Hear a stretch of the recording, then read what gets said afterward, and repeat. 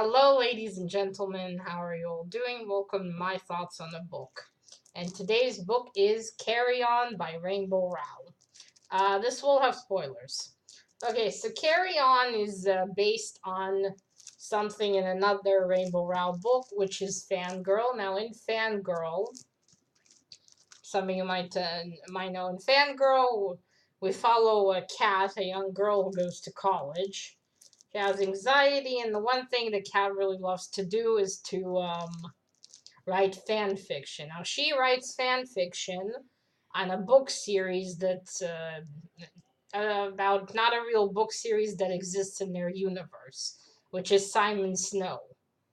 Now, she writes the fan fiction about Simon Snow and Buzz, which are two main characters in that series. She writes about them. They're together. They're both in love. While in the books, they're not in love. They're both enemies. And so throughout, we read fan fiction of Simon and Buzz.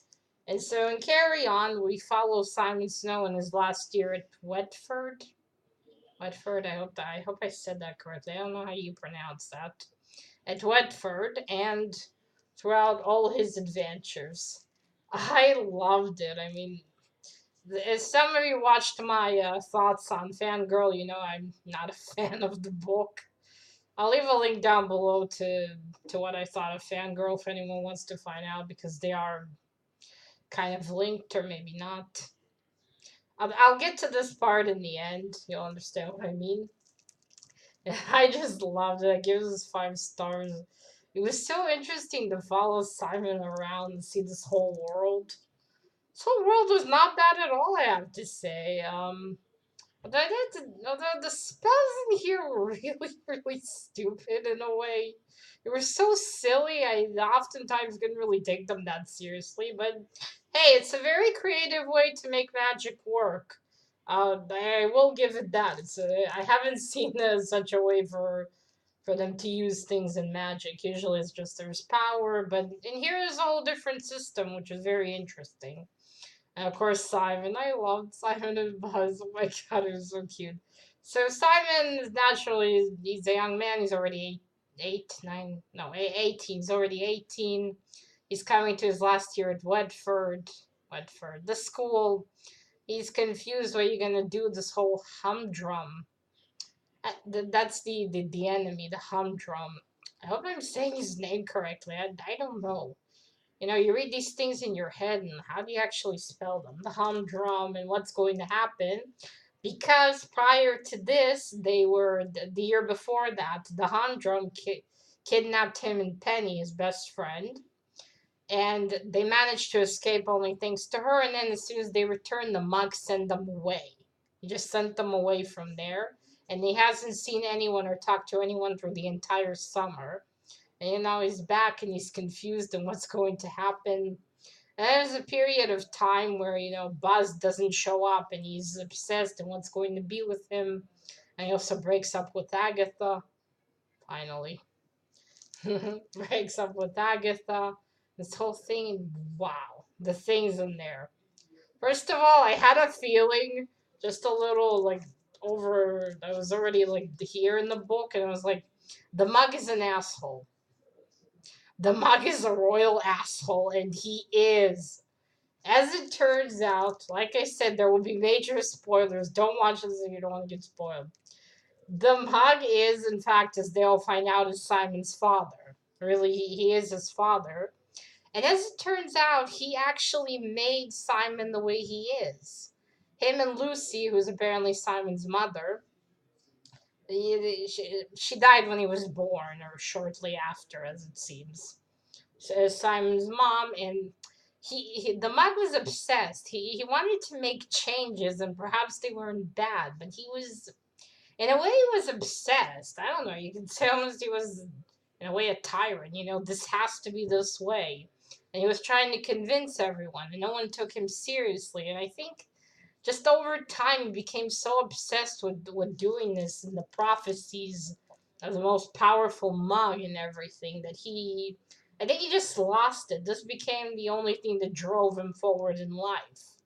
At least the way it seems so. Because I mean, he did that to his own baby, and it didn't work. And he's like, I will then be the greatest smug. And in the story, when they finally learn everything and they come to that part, the mug is trying to take away Simon's power, but he already gave it to the humdrum, which was actually him.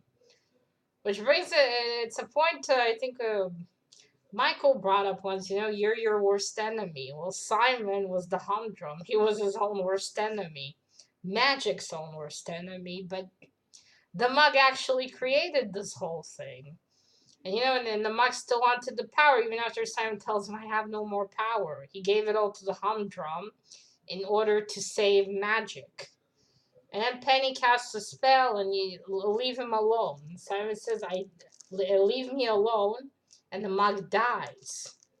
And that just shows you how much he wanted his power. The only way to stop him was for him to die. That's it. He wouldn't give up. Only after he died did he let it all go. He couldn't give it up. He wanted this power. And again, he probably, I think he just became obsessed over the years with this whole thing.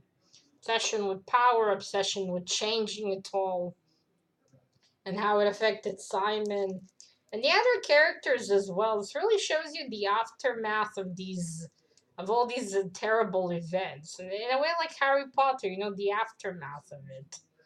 It's all magical and the heroes and everything, but usually in these books you don't stop to think how the heroes feel afterwards. Because in here, for instance, Agatha wants nothing to do with magic. I didn't really like her first in the beginning, but actually, after, as you read along, you understand her. She just wants to have a normal life. But in this universe, you can't escape magic. Once you're in it, you're in it. That's it. You can't escape. And she doesn't want to be a part of it anymore. She just wants to live a normal life and be a normal girl. And in the end, a lot of them don't come back to Wedford to finish the year. Penny doesn't come back. Agatha doesn't come back. Simon doesn't come back. Only Buzz comes back and he finds out he killed his mother, which was the mug. As I got to the end, I was like, I wonder if it's the mug. It feels like it is. He's an obsessive asshole, really. He is just, it's amazing. So apparently he started this whole thing. The mug started this whole thing, and in a sense, he was also fighting himself. It's amazing. He created this. He created Simon. He created this whole problem. It's amazing. It's just, when you wrap your head around it. Alright, the romance between Simon and Buzz is so adorable. When it gets to the part where Buzz is, I really love him, actually. He doesn't tell him that, it's all in his head. It's just, the obsession. There's a lot of obsession in this book, actually, when I think about it. But just made it even more good at. And I love how they, actually, Simon prevents Buzz from killing himself. Buzz is a vampire, and he knows his mom would have killed him. It's a whole universe in itself. And the romance between them is so cute. They're. I love how they did kiss, but nothing. Started like everything's perfect. Still problems. We did kiss, but the problems are still there. So I appreciate there was no over lovey-doveyness in here. It's just, this is an amazing story. I loved it. I highly recommend you read this. Oh, and by the way, I did in the end tweet Rainbow Rowell and asked her, but apparently I didn't need to because in the book you have author's note. So as it turns out, let me check. Yes, so as it turns out, Fangirl was just written to be the story itself. Only after Rainbow Rowell wrote Fangirl did she want to that she couldn't let go of Buzz and Simon. She wanted to write them both together, and make a whole story. So I got an answer. So as it turns out, you really don't have to read Fangirl to read Carry On. At least not unless you really want to. Because this is, in a way, a story on its own, In Fangirl, you do get a bit of background, but overall, I think you can read this on so this is a really good fan. This is a nice fantasy book. I'm just obsessed with Buzz and Simon. I am. Oh, and Abe died. That was so sad. There's a lot of things in here that were. It was awesome. This book was just awesome. I kind of wish now there was more Buzz and Simon. I don't know, a follow up book or and a collection of fan fiction, but in book form. There's fan fiction, by the way. I've looked. There's fan fiction. I love this book. I'm gonna stop now because I'll soon just stare at it and drool, and that's it. And that doesn't make a very interesting video. So, as you already understood, I love this. So if you love fantasy, I recommend you give this a try. If you enjoy Rainbow Rowell's books, I recommend you give this a try. If you loved Fangirl, also give this a try. And that is it, ladies and gentlemen. So these are my thoughts on Carry On. Till next time, bye.